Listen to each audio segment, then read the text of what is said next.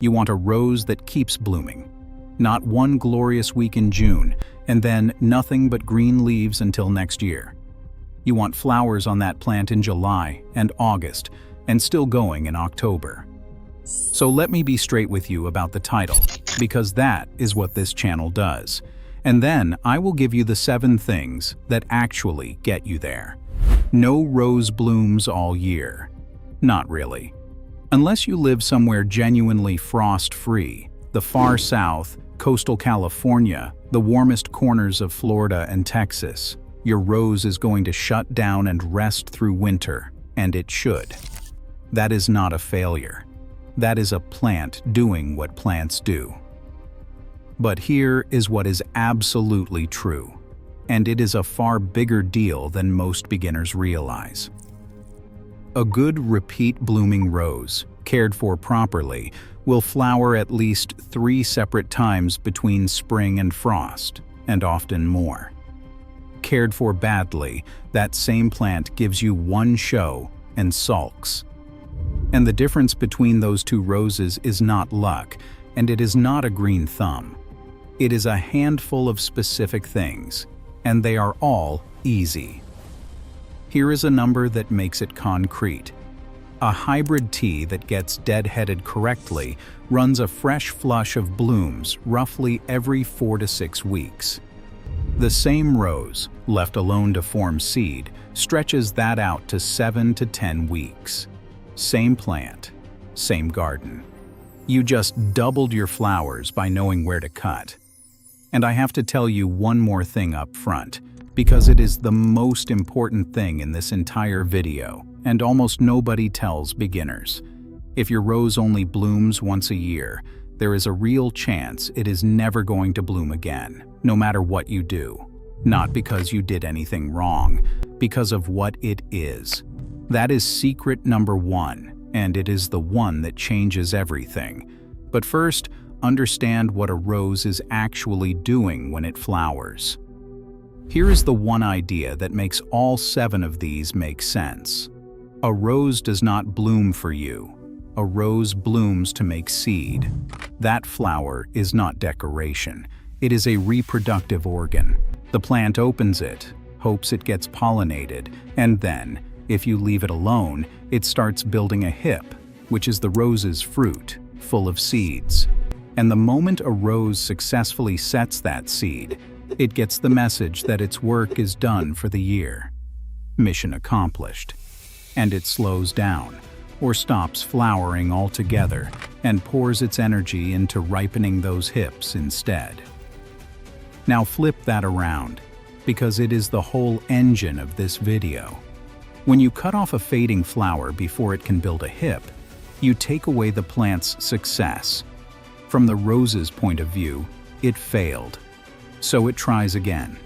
It pushes out new growth and a new bloom, and you get another round. That is what everything in this video is really about. You are keeping the plant from ever finishing its job and giving it the fuel, light, and water to keep trying.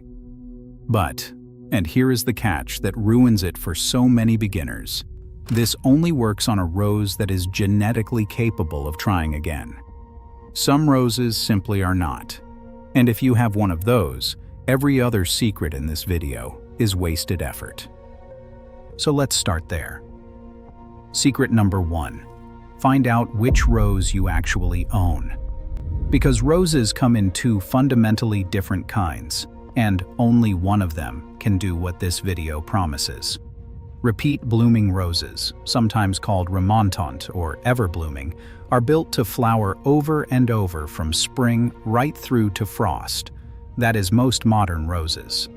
Hybrid teas, floribundas, grandifloras, the landscape shrubs like knockout and drift, most David Austin English roses, and a lot of modern climbers.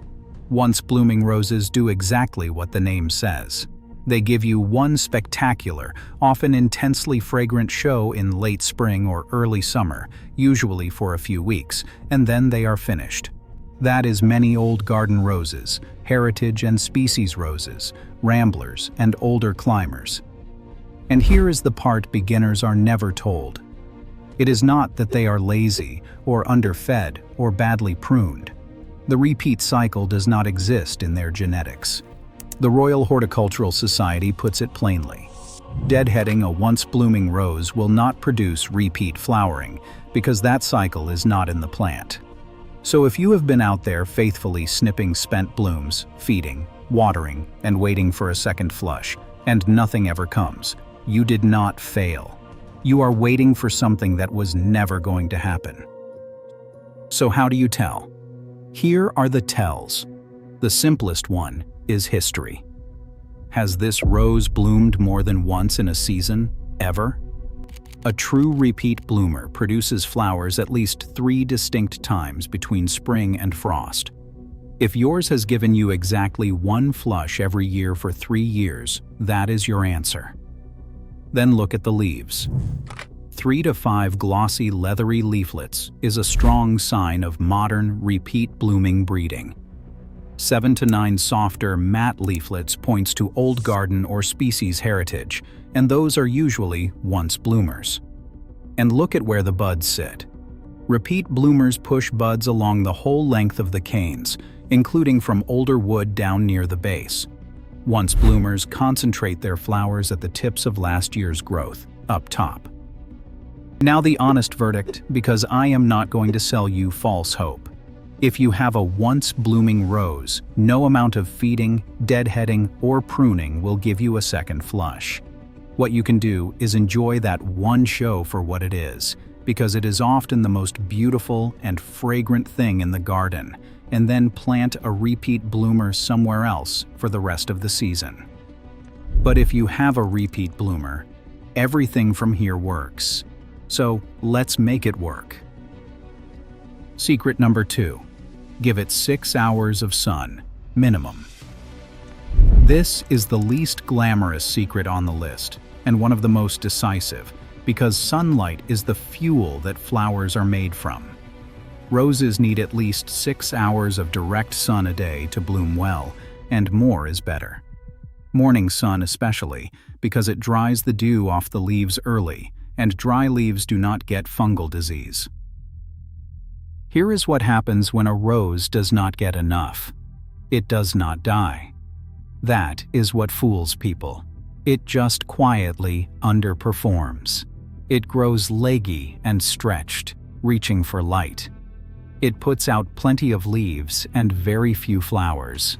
The blooms it does manage are smaller and further apart, and because the plant stays damp longer in the shade, it picks up black spot and mildew far more easily.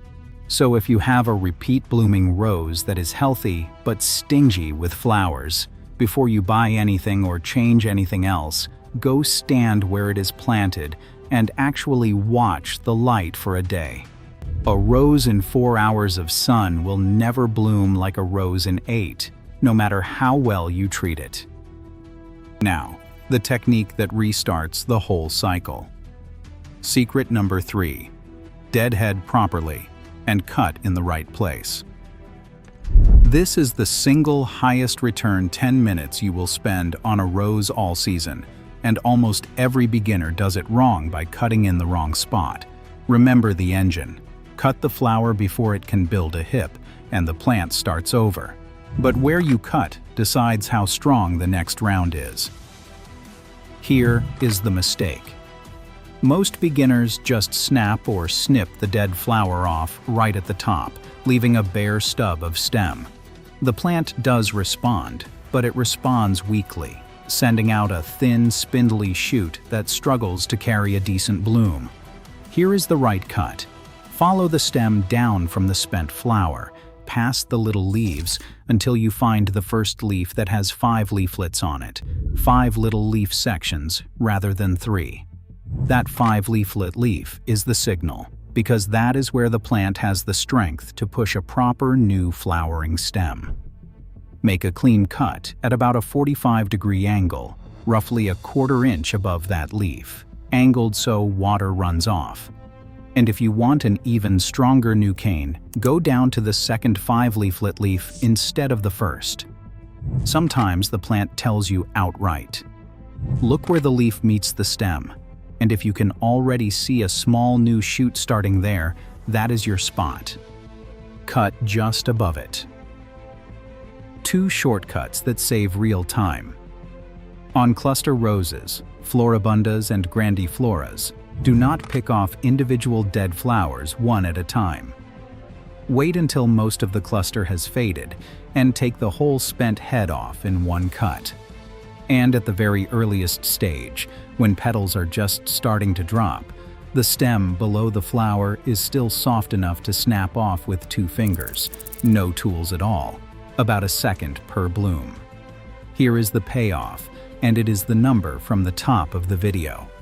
Deadheaded properly, a hybrid tea runs a fresh flush every 4 to 6 weeks. Left to set hips, 7 to 10. Expect the next bloom roughly 30 to 45 days after a well-placed cut. That is the difference between a rose that blooms twice a summer and one that blooms 4 times. Now, before the rest of the list, a quick word. Quick one, right here. Because the most valuable thing in this video was not the cutting technique. It was secret number 1. Knowing which rose you actually own before you spend a season doing the right things to the wrong plant. And that exact problem, in a much bigger form, is why the plant I get asked about more than any other disappoints so many people. The hydrangea. Because hydrangea is not one plant, it is 6 different types, and each one wants something different. When to cut it. Whether it can change color at all. What makes it bloom. And almost everyone treats them as one plant, following folklore they picked up somewhere, and then cannot understand why they have a big, healthy bush and no flowers. It is the most common gardening complaint there is, and nearly every case starts exactly where your rose problem started, not knowing which one you have. So I wrote the honest version down. It is called the Hydrangea Mastery Guide. All 6 types, told apart in 90 seconds, because that is where every mistake begins. The prune by type calendar, so you stop cutting off your own flowers the way people cut off a once blooming rose's only show. The real reason the color changes, which is not the pH, whatever you were told. And the 5 myths that waste an entire season. 29 pages, $27, instant PDF. 7-day money-back guarantee, and the link is in the description at waltgreer.com. And it ends the way this channel always ends, with the part nobody selling you something will print. 4 of the 6 types cannot change color at all, no matter what you pour on them. Fertilizer will never fix a hydrangea that will not bloom, because a guide that only tells you what to do is only half a guide. Now, back to your roses. Secret number 4, and it is the fuel. Secret number 4. Feed it after every flush of blooms. Roses are heavy feeders, and this is where the fuel comes from. Think about what you are asking this plant to do. You just cut off its flowers and told it to start over, in the heat of summer, 4 or 5 times a season. That takes real energy. A rose that is not fed runs down over the summer, and the later flushes get smaller and thinner until they stop. So here is the schedule, and it is simple. Feed every 4 to 6 weeks through the growing season with a balanced fertilizer, a 10-10-10 or something formulated for roses. And time it to the plant, not the calendar. The best moment is right after a flush of blooms fades, when you have just deadheaded and the rose is starting its next cycle. Feed it then, and you are refueling exactly when it needs it. 3 details that matter. Water the plant deeply before you fertilize, because fertilizer on dry roots can burn them. If your rose is in a pot, feed it more often, about monthly, because nutrients wash out of containers fast. And if you planted a new rose this spring, wait about 6 weeks before feeding it at all, and let it settle in first. Now the part people forget. and it is the one that causes winter damage. Stop feeding 6 to 8 weeks before your average first frost. Some extension programs say no nitrogen at all after about the middle of August, because a late feed pushes out soft new growth that has no time to harden, and the first freeze kills it and weakens the whole plant. Feed on the cycle, then stop on time. Secret number 5. Water deeply, at the base, in the morning. 3 parts, and each one fixes a common beginner habit. Deeply, first. The instinct is a quick daily splash with the hose, and that is the worst thing you can do. Shallow, frequent watering keeps all the moisture at the surface, so the roots stay up there where the soil dries out fastest, and you end up with a shallow-rooted plant that wilts the moment you skip a day. Instead, water deeply once or twice a week, depending on your heat and your soil, so the moisture goes well down and the roots follow it. Deep roots are drought-proof roots. At the base, second. Put the water on the soil, not over the top of the plant. Wet leaves are how black spot and mildew get started, and overhead watering is basically an invitation. A soaker hose or a drip line at the base is ideal because it takes you out of the equation entirely. And in the morning, third. Water. Early, so that any splash on the foliage dries quickly in the sun. Evening watering leaves the plant damp all night, which is exactly what fungal disease wants. Now, disease itself. Secret number 6. Prevent disease instead of trying to cure it. Because a rose fighting black spot is a rose not making flowers, and by the time you are treating it, you have already lost blooms. Black spot is the big one, and it is a fungus. It wants exactly 3 things: damp leaves, still air, and crowded growth. So take all 3 away, and you have done most of the work without spraying anything. You have already handled the damp leaves with morning watering at the base. Now handle the AIR. Space your roses so their leaves are not pressed against their neighbors, and once mid-season, reach into the middle of the bush and thin out the crossing, spindly, congested growth. Opening up the center lets air move through the plant, and moving air dries leaves, and dry leaves do not get fungus. That one mid-season thinning also encourages more blooms, so it pays twice. 2 more habits. Wipe your pruners with alcohol between bushes, because a dirty blade carries disease from a sick plant straight into every fresh cut on a healthy one. And walk your roses once a week and actually look, because aphids and other pests are trivial to knock off with a blast of water when you catch them early, and a real problem when you do not. Now, the last secret, and it takes us back to the first. Secret number 7. Prune at the right time for the type of rose you have. And notice that this one is only answerable because you did secret number 1. If you have a repeat blooming rose, it flowers on both old and new wood, and it tolerates hard pruning. So your real prune happens in late winter or early spring, while the plant is still dormant, just as the leaf buds start to swell. That is when you cut it back hard, remove anything dead or diseased or crossing, and shape it. That hard dormant cut is what drives a season of vigorous new growth, and vigorous new growth is where your flowers come from. Get it in before growth starts. If you have a once blooming rose, everything reverses. Those bloom on old wood, growth from last year. So if you prune it in early spring, you are cutting off the only flowers it was going to give you all year. Instead, prune a once bloomer immediately after it finishes flowering, and keep it light, just shaping and removing dead wood. That is the whole reason secret number 1 comes first. The identical cut, made in February, is either the best thing you can do for your rose or the thing that erases its only show. Same shears, same technique, Opposite outcome, and the only difference is knowing what is standing in front of you. So let me pull all 7 together. Before we finish, do one thing for me. Think of one person you know who says they cannot grow roses, who got one flush of flowers and decided they do not have the touch. Send them this video. Just the link. There is a decent chance they were doing everything right to a rose that was never going to bloom twice, and nobody ever told them. Now here is the whole thing in one idea. A rose blooms to make seed.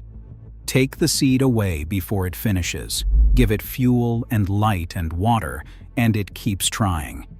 That is the entire game. So, find out which rose you own, because a once bloomer will never give you a second show, and that is not your fault. Give it 6 hours of sun, minimum. Deadhead down to a 5-leaflet leaf, not just the flower head, and cut a 1/4 inch above at an angle. Feed it every 4 to 6 weeks, right after each flush fades, and stop 6 to 8 weeks before frost. Water deeply at the base in the morning.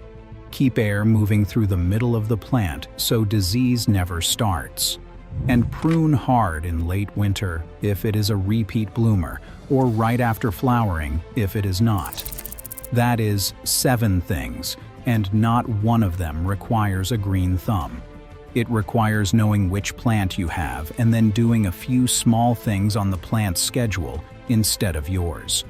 And no, it will not bloom all year, but 3, 4, 5 rounds of flowers from May to frost, from a plant most beginners get one show out of, that is a completely different garden, and it is genuinely within reach in your first season.